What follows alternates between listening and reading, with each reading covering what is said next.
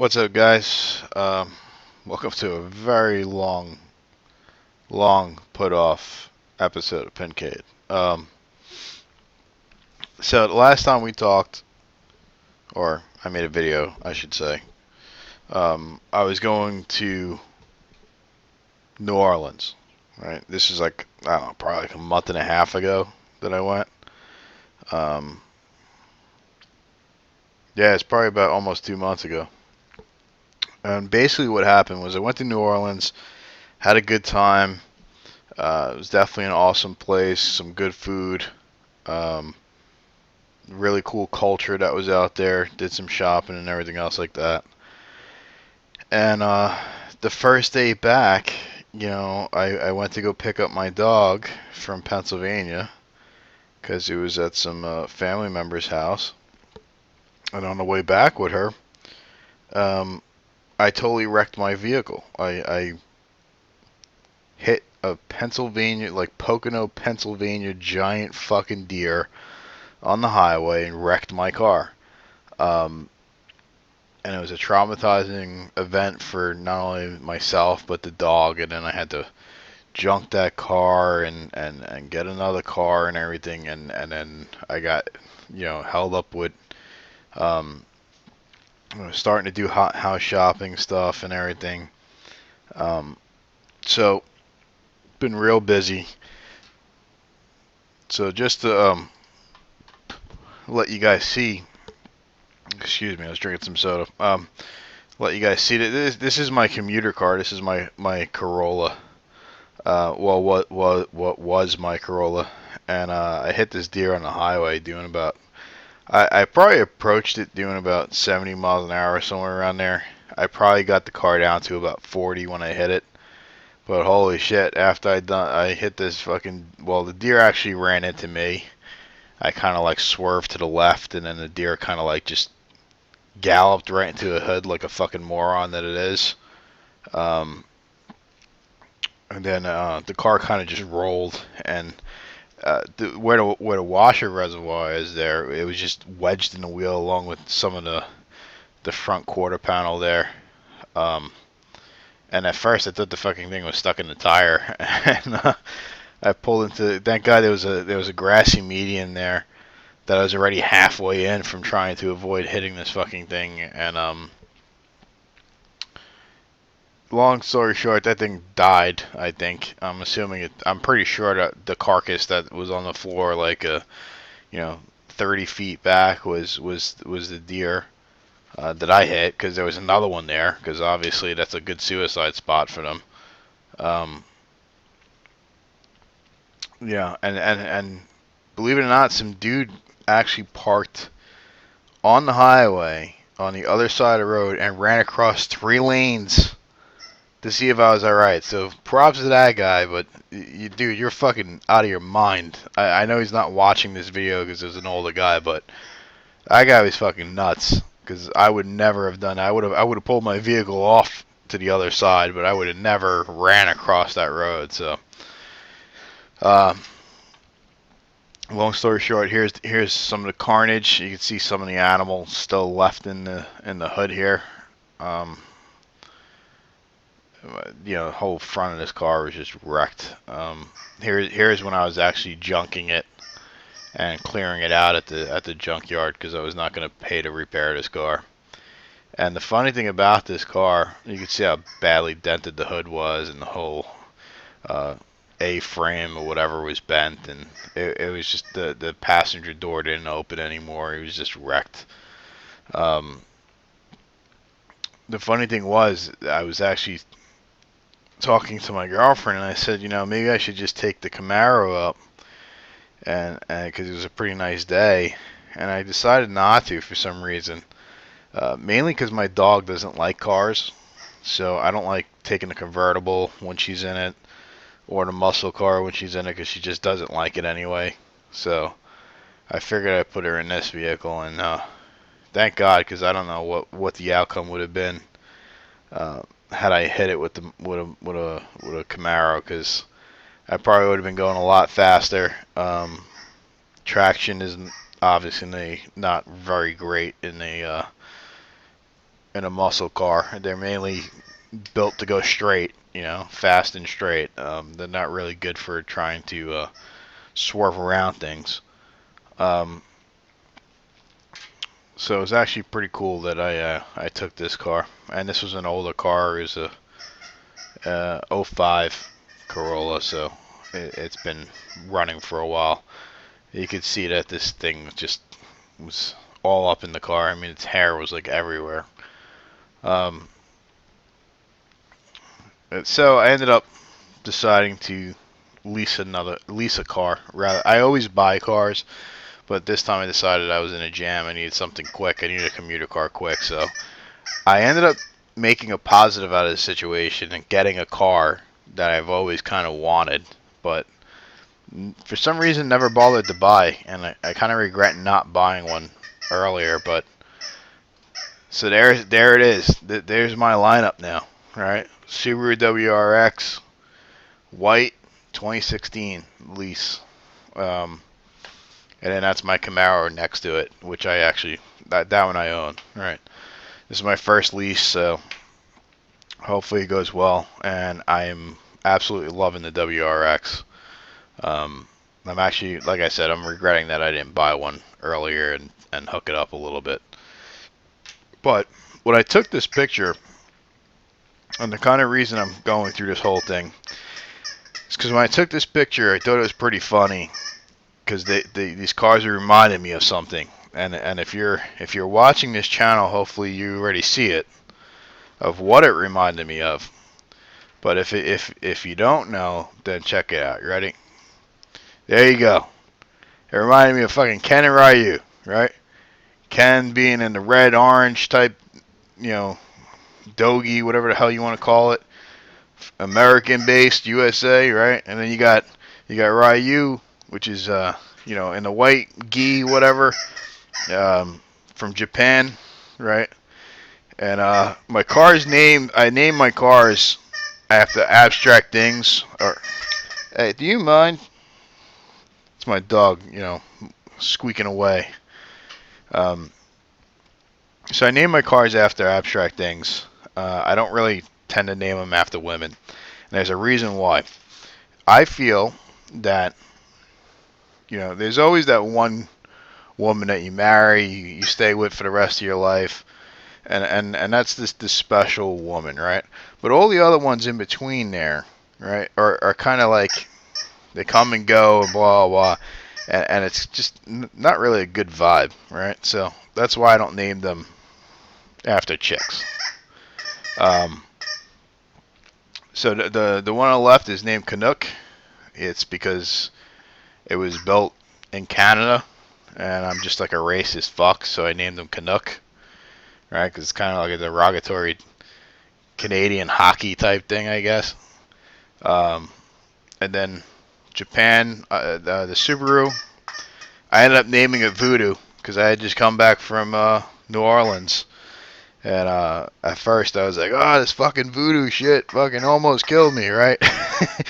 Then other people were saying, well, maybe the voodoo shit almost kept you alive because, you know, most people don't survive accidents like the way you described, you know, what happened. So that car is named Voodoo, right? Now, eventually one day, like I said, I'm going to buy like a really awesome car, and that's going to be one of those cars that I just like drive like once a year, you know, just to like take it for an oil change and to get cleaned, and I don't drive it ever again, and it goes in the garage and it just gets covered up. And that's when I'll probably name a car after a chick, and I'll probably be kind of like this guy, right? It'll be like, get the fuck away from my Torino, right? so so that's when I'll name a car after a chick. So all joking aside, I'm kind of starting to get back into doing this stuff. There will be some substantial delays of releasing videos, and that's just because this fucking toy. I should have never bought this dog this squeaker toy.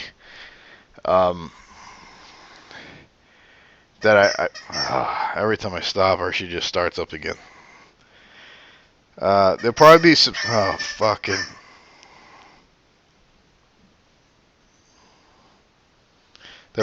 Oh my god. There'll probably be delays because of just how much shit is going on. Personally, it's taking up a lot of time with the realtors and helping them do their job. I don't understand people that get paid commission on $300,000 fucking houses, and I gotta do all the fucking work. So um, kudos to them. I should have just left IT and went and did that fucking shit. I just link you to a website and dump a bunch of fucking, have an automated thing just dumping fucking listings onto you and call myself a fucking realtor. I don't know why they say the exam is so hard. It all consists of just giving someone a fucking website. Um, and pointing them towards other people all the time. So I'm kind of doing a lot of work with that shit, and it's just gonna be like that for a while, probably. I would say at least a couple months at this rate. Um, so I'm also going to Papa, which is actually this weekend. I almost missed it. That's how busy I am. I have no idea what's going on in competition stuff anymore. I completely missed buying tickets to Pinburg, which I was pretty upset about after I realized that I completely missed that window. And then last weekend I almost missed, booking a hotel to go to Papa. So I will be at Papa. I will only probably put maybe a couple of entries into C Division. I'm not going to make it for the classics. I kind of wanted to play classics because I'm more of, obviously, if you guys know, I'm more of a I like the solid state stuff and the real EM stuff more than I like the newer games now. Um, so I'm kind of upset that I'm not going to make it for classics, but I'll probably just put a couple of entries into C. Mainly, I'm just happy to be able to make it there, even if it's going to be for one day. I'll be there Saturday only, probably. I will probably be arriving late Friday night. So it's just cool to actually just make it there again, because I missed Papa last year. I made it to Pinburg, but I missed Papa. And I'm just excited to just play pinball for 24 hours basically, because I'm gonna get there pretty much when they open on Saturday and not leave until they're closing.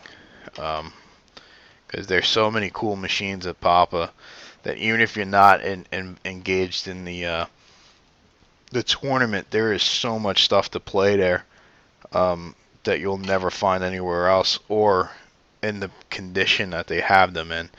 So it's really fun and exciting, and I would suggest, even if you're not a tournament player and tournament stuff doesn't really torque your interest or whatever, definitely go there and play the regular machines that they got not in tournament, that are just around the facility.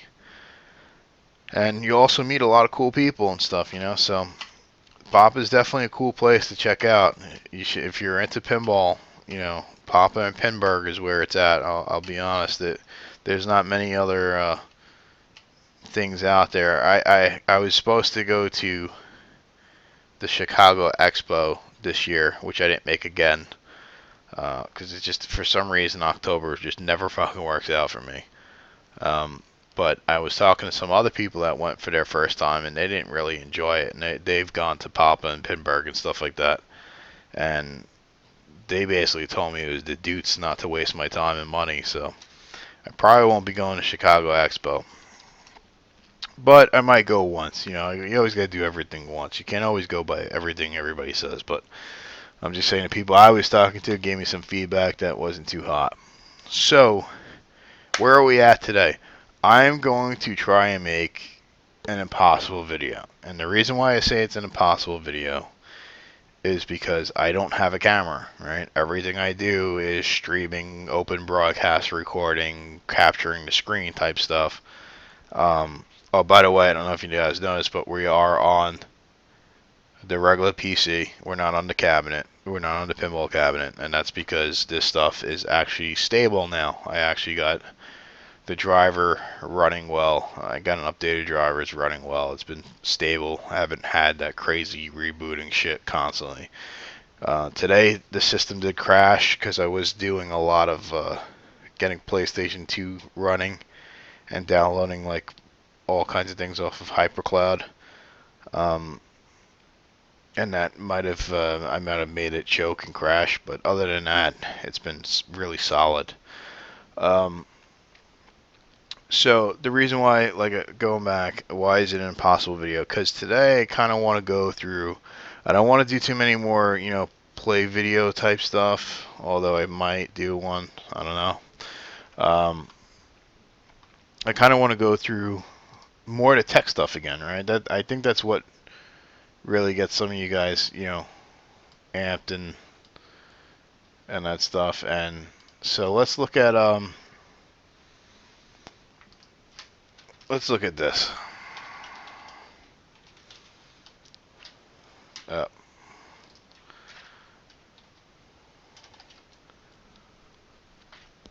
so gamers, you guys that are playing, video games. Jesus, these pictures suck. Let's look at this. I guess that's okay. Better picture, whatever. This is the new Nintendo 3DS XL. Comes in more in red. I got one in black. I got my girlfriend like a Zelda one that has like a whole gold, thing going on with it. It has a Zelda emblem and shit on it. And I gotta say, this is one of the best handhelds I've ever had in my life. I mean, I was a big Game Boy fan back in the day.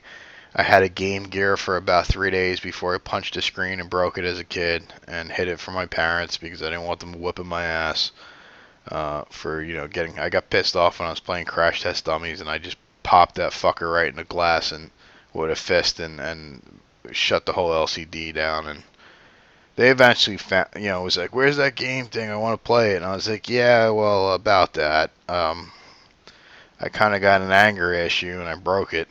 And they were pissed. Uh, and I didn't have the Turbo Graphics, handheld.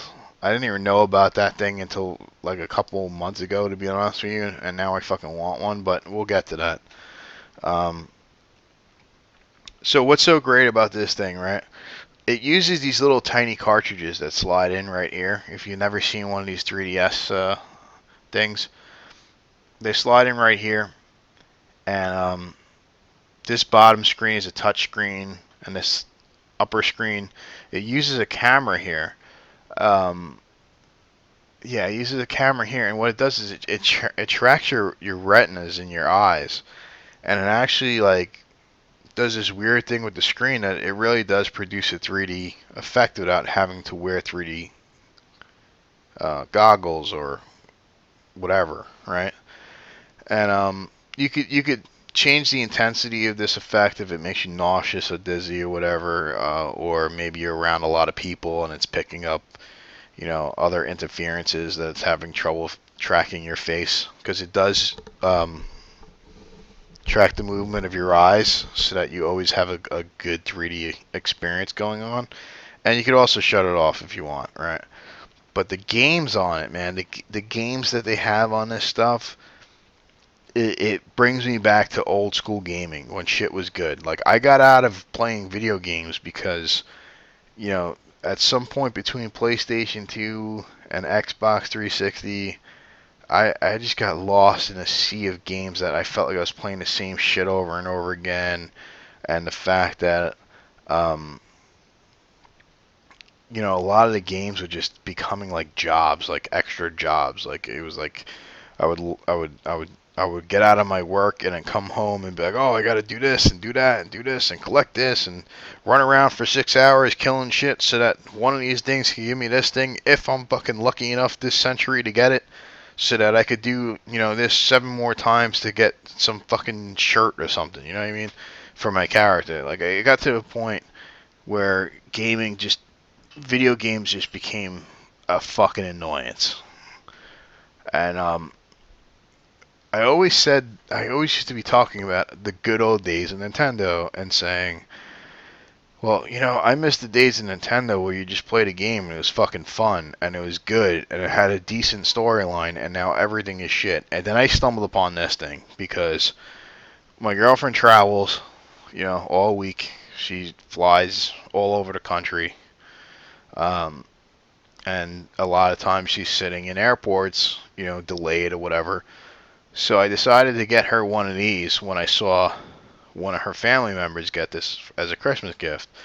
And I looked into it and I said, $200. You could play games while she's waiting, blah, blah, blah. It doesn't need batteries. It actually just charges a lithium battery that's inside of it.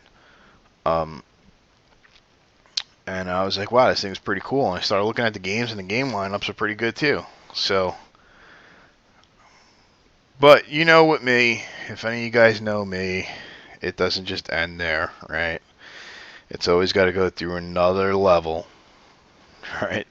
So, what am I talking about? Where am I going with this? Well, the new Nintendo 3DS XL is great and everything, but the games are a little fucking expensive in my opinion. So,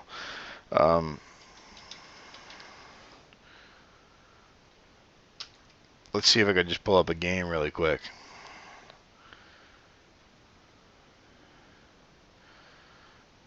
Okay, so here we go. This is Mario Kart 7. This game isn't even really that good. To me, Mario Kart is really played out. And it's $30. It's $30 for a little cartridge thing.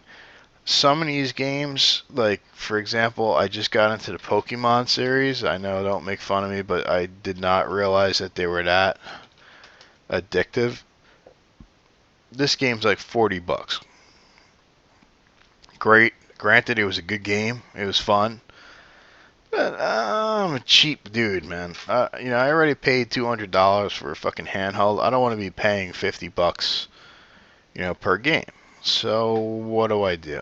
I do what I normally do, which is start hacking shit, right? So, I ended up buying this. Okay, what this cartridge allows you to do is it allows you. Let me see if I can get some better images of this bad boy. Yeah, there we go. So, that's such a blurry. Oh, there it goes. So, this slot right here, you buy a micro SD card and you stick it in there. These two orange buttons will allow you to change the ROMs that you're installing back and forth, right? So, left goes up, right goes down. You have a whole listing of games in there.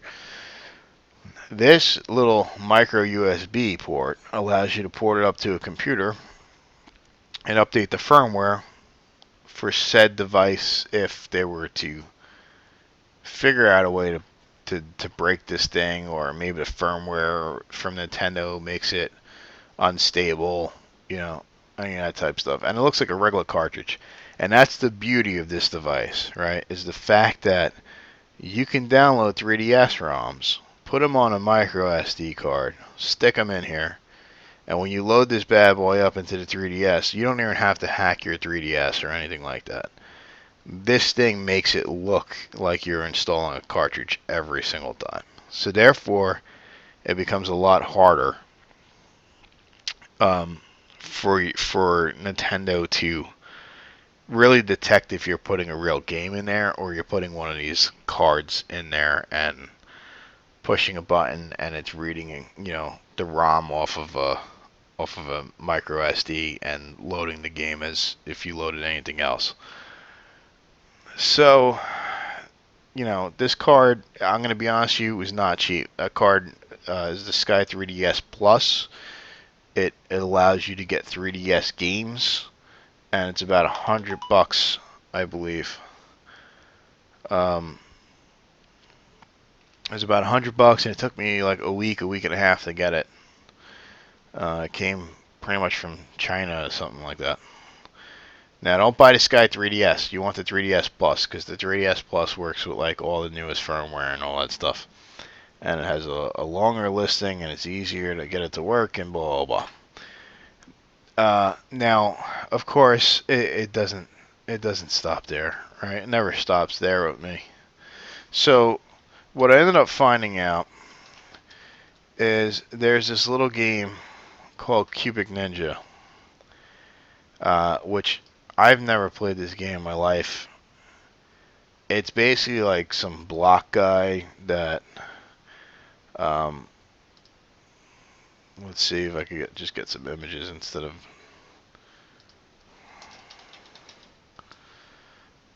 this is one of these like weird games that some developer made. And basically, it's like a puzzle platformer type thing where you got to get like across this platform type level, and you do it by like making this guy mimic himself multiple times or whatever the hell it's doing. I've never played the game in my life, right? But what the game does is it allows you to use a QR code to create your own custom levels. And in doing such, allows you to run this thing called Ninjax. Ninjax, which I didn't spell right. Beta. Is it this one? Right. So what do? You get the Cubic Ninja 3DS ROM. You put it on your little Sky 3DS micro SD card. You install a bunch of software onto your 3DS called the Homebrew Kit. Basically, you do that by you just use like a regular laptop, and you download the Homebrew Starter Kit, which is linked here actually. It'll give you this zip file inside of it. Yeah, you know what? I'll save it really quick, and we'll just look at it really quick. You could take your 3DS and you could put it into a network mode, right? You connect it to Wi-Fi. You tell it to make it, file shareable, right? And then you take a laptop or whatever, find it on the network, and then you can access the internal SD card of the Nintendo 3DS. And then you dump. Let's extract this really quick. You dump this homebrew folder in there, right? So it says 3DS, it says boot 3DSX. You don't have to touch any of the other Nintendo files that are there. You don't want to touch those because you don't want to break your 3DS, right? Smart person would copy the SD contents of the Nintendo 3DS and put them on the computer before you even do this, right? And then you dump this in there. And what this does is it has its own operating. This is another operating system.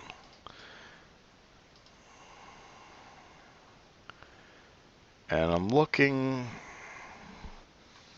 for something I'm not seeing.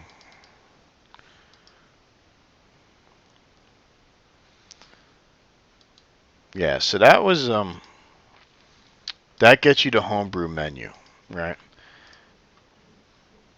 Now I need something else. Where is it?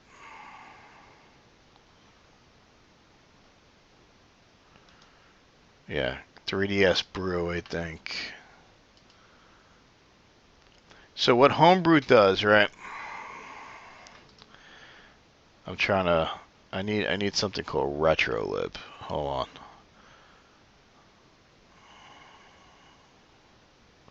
RetroArch. Sorry. Okay, so let me go back again. Right. So now you got the Homebrew stuff installed on your 3DS, right? And then you come here, you put in the firmware that you're running, whatever it is, right? I don't even have my 3DS next to me, so I don't know what it is. Is it European, United States, or Japan? And you create this QR code, right? So now you load up Ninjax, and you go in there and you tell it you want to create a custom game, and then you tell it that you have a QR code to scan, and you scan the screen, right? Considering that you put in your current firmware level correctly and everything. And what it'll actually do is make the system crash. And when it crashes, it'll read your 3DS internal flash drive, not flash drive, micro SD card, where you just dumped that homebrew application. And what'll end up happening is it'll end up loading this homebrew application. Let's see if I can show you a picture of this, so you can see what it looks like. Yeah, so this is what it will look like. It says Homebrew Launcher. This stuff is all clickable, right? But it doesn't stop there, right? So now I've got it that it can load in there, right? So now I go to this website, which you could get from the Ninjax site, right? Which is right here. Frequently asked question: where can I find homebrew applications? You go to 3D Brew. If you go to 3D Brew and look for the emulator section, you'll see something called RetroArch. If you go into RetroArch, that's not what I wanted to do. Hold on. Download here. Just click download here.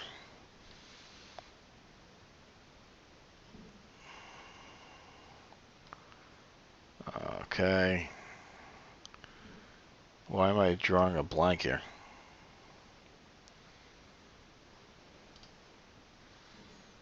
That should have downloaded.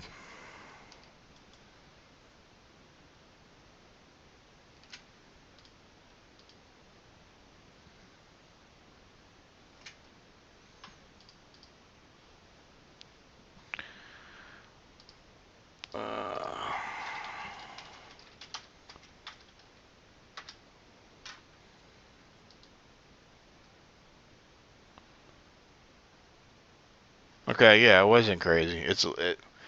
RetroArch. You go to Lib Retro. I think you could download it right here, or it just brings me right back to the same place I was at. No, here it is. I don't know why the other one wasn't showing me these links.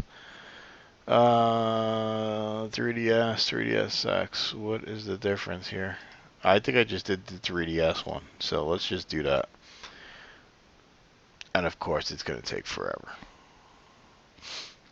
So anyway, what this does is it has a whole listing of emulators that you're going to dump, and it uses RetroArch, this 3DS Brew application that some people wrote, and I now have Sega Genesis, Nintendo, Super Nintendo, TurboGrafx on my portable 3DS.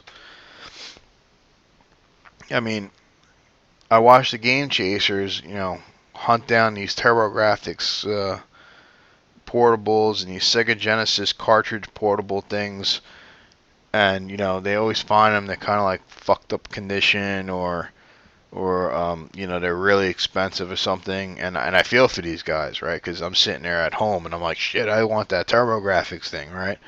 But this is the next best thing, right? Those things are not easy to find. I've looked for them online. I've tried to buy them. They're like $300 fucking dollars, right? And that's not even before I start trying to find the games for them, right?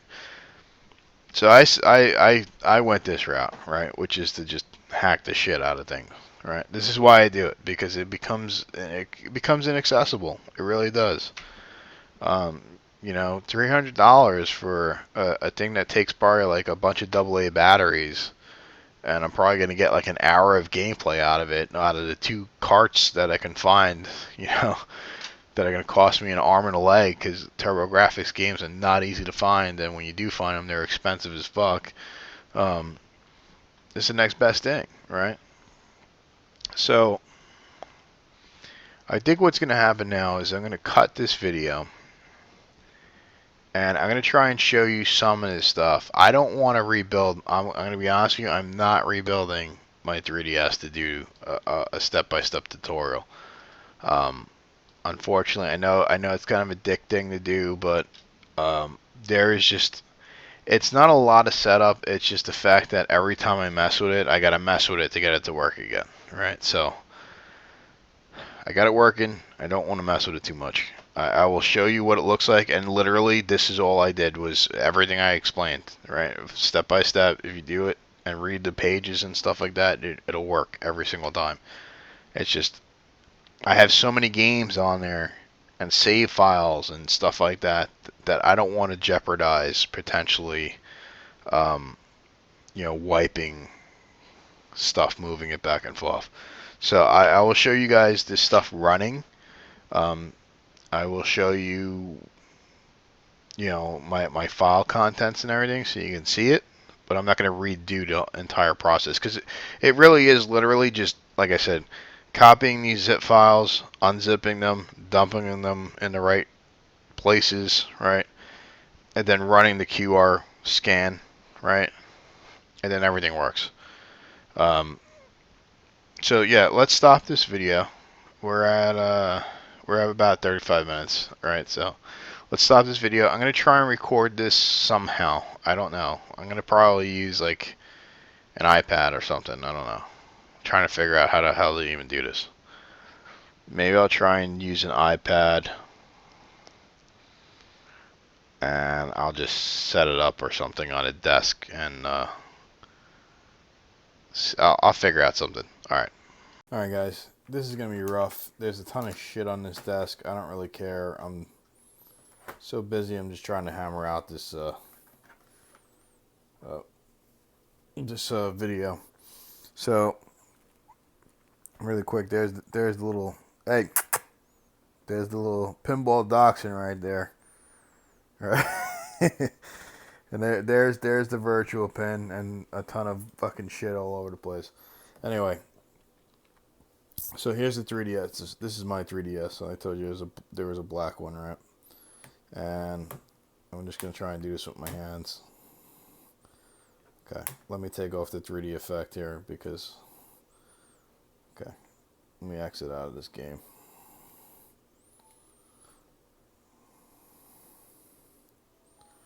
So, there's the 3DS card that I was telling you about. Oh, this is not going to be easy. Anyway, if you hit the button, you'll see all the really gay games I've been playing. Except for that one. That one doesn't load for some reason. But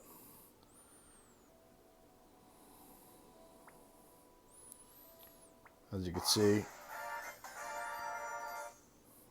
it really thinks that the cartridge is in there.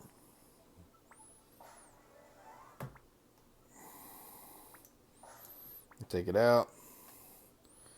That is legitimately the Sky 3DS card that I was showing you. Here's the micro SD card. Alright. Later on I might just pop on to it so that you can see it. Okay. So now I'm going to make it scan really quick. Hopefully get it to Cubic Ninja. Or I could keep loading Mario and Sonic.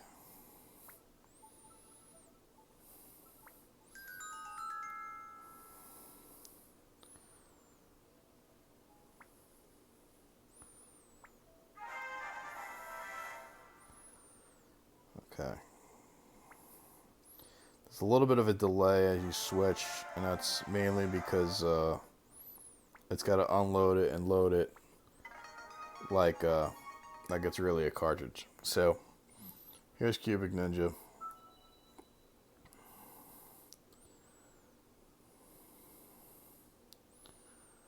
Alright, so it's just going to load up like a regular game.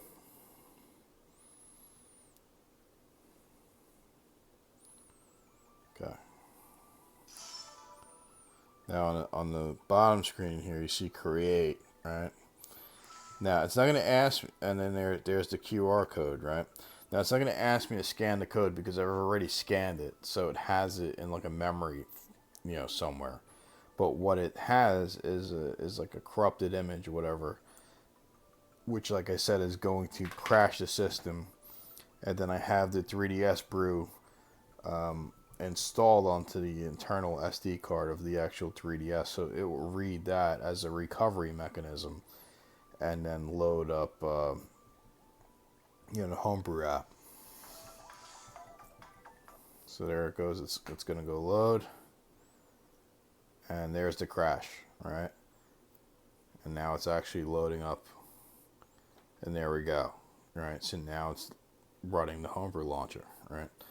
Now I changed my settings a little bit so that I can see the emulators that I have for RetroArch, right? So ignore PlayStation. I have to get rid of it. It doesn't work well. The software just can't. the hardware just can't keep up with what the software needs. But man, let's check out TurboGrafx. All right, so as you can see, right, it says Madnafin PCE, right, which is the PC engine, which is aka TurboGrafx. But if you can see there, it says RetroArch config, right? This is RetroArch, but it's loading a RetroArch version of a TurboGrafx PC Engine emulator. So if you do start core, right, and on the bottom it's telling you how many frames you're getting, and it's like telling you all kinds of geeky shit or whatever. If you tap the right corner up here, it'll actually just turn that shit off so you don't have to see it, and you can still see the regular thing, right? So let's just do start core. Oh, sorry. No, it's load content because we gotta. And I'm just right now. It's just going through my SD card, and now I'm looking for my TurboGrafx folder where I put all of my ROMs. So right now I don't have many ROMs. So I have Alien Crush, which is an awesome pinball game. Keith Courage, and I don't know. I could never get into that game. Anyway. And Newtopia. Let's just look at Newtopia, because Newtopia was like their version of Zelda. Now here's the cool thing. I'm just going to turn this down so it's not distracting. Back in the day, if you guys remember, they didn't have save cards. They didn't have save ROMs on the thing. They didn't have shit writable like that. So what they did was they gave you codes. Annoying, gibberish codes to write down on a piece of paper, which like idiots we all did, and somehow, 3 days later it got lost, and you had to replay the whole fucking game all over again. Well, now, if you click the middle of this, I don't know why, it takes a weird click, but if you click the middle of this, I can do a loads, like a state slot. This one is 0, but I could save a game to 1, 2, 3, whatever, right? And I could do load state, and boom, I could save my game anywhere and just start up anywhere, man. I've been fucking cheating this game so bad because I'll go into like a dungeon where I know there's a boss, and I'll have like full power the entire time, because if I even get hit, I'll just revert back to my save, from 2 seconds ago, play, beat the boss or whatever. Like watch. I'll give you an example. I'm a fucking idiot. Boom. Right? I just walked right into that guy. And now I'm pissed off that I did that. So I just do load states. Boom. I'm right back to where I was. Alright. Totally awesome. No need to fucking save shit. No need to write down those stupid codes or whatever, right? You just do closed content when you don't want to play that anymore. If you want to switch emulation, just quit RetroArch. It'll tell you to press start down here. Boom, press start, brings you back to homebrew. Alright, what else is this good for? So, I don't know, like every fucking old school game you could think of. Because, let's see another annoying title that we can do this with. What are we in, NES?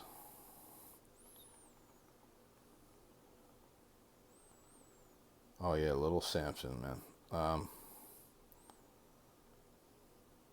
I guess I don't have Mega Man in here. I thought I had Mega Man in here. Oh, you know why? Because I have the 3DS Mega Man ROM. But anyway, Punch Out. I mean, you could save it like in the middle of a fight. I mean, it's like if you had a good round in Punch Out, you could save it right in the middle of the fight. So I mean, it's pretty awesome.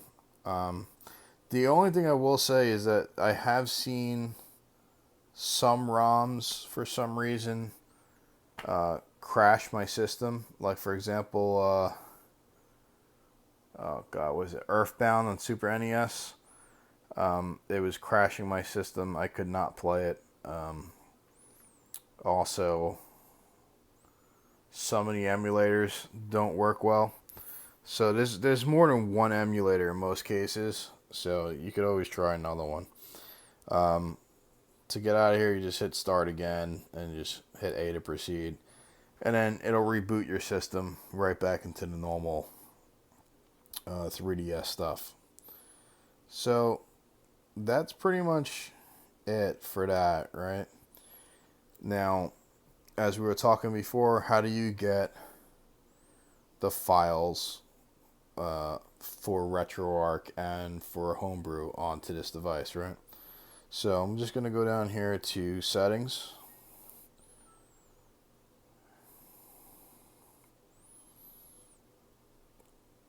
And go to Data Management. And you go to Micro SD Management. Now this method only works. Did I just click the wrong thing?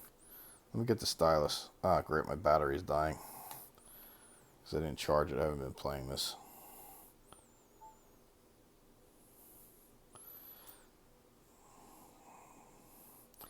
So,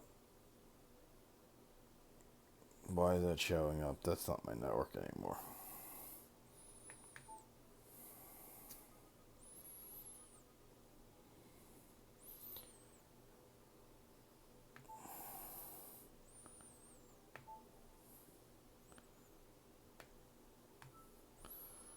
Okay.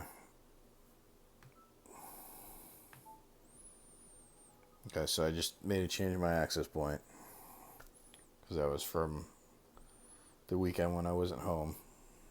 So now, it's on the network, right? It gives you like a username and a password, which really doesn't matter too much. And now this is discoverable on the network, right? So I'm not gonna let's see how to do this in Windows 10. So all I'm doing is going into network.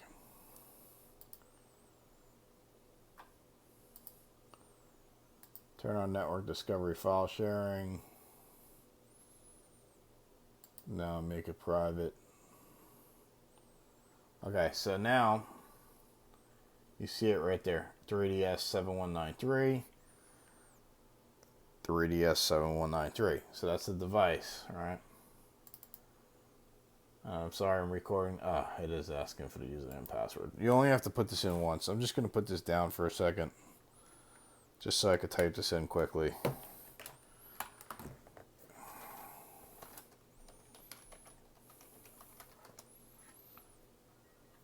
So anyway, I connected. The 3DS will actually make this wing noise to let you know that you're connected into it. And this is what mine looks like, right? So these were all of those ROM folders that you were seeing when we were going into RetroArch, right? But there's the boot 3DSX file that we're looking at. I don't know what this raw bin is. I didn't make that file. Something else made it. DCIM is a folder that's normal, that's there from the beginning. Don't mess with it. Okay, none of this stuff in this folder did I touch. Just leave it there. Don't mess with it. This 3DS folder is the same 3DS folder that you saw before. However, I installed some RetroArch stuff in there.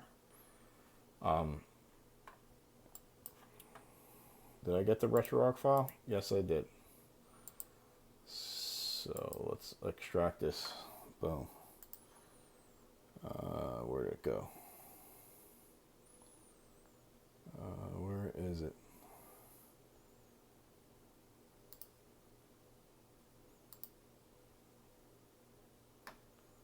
Fuck me. Okay, my system crashed again when I was making this video, but anyway, you get the idea, right? You put your this is an emulator. This I think is RetroArch itself, or something in there or whatever. Pretty much, like I said, you just dump those folders in there. Oh, here's the RetroArch folder. So I left it as its own folder.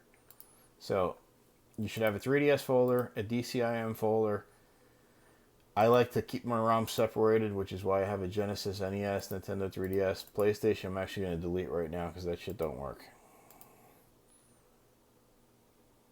A RetroArch folder, which is you're going to download that and dump that in there.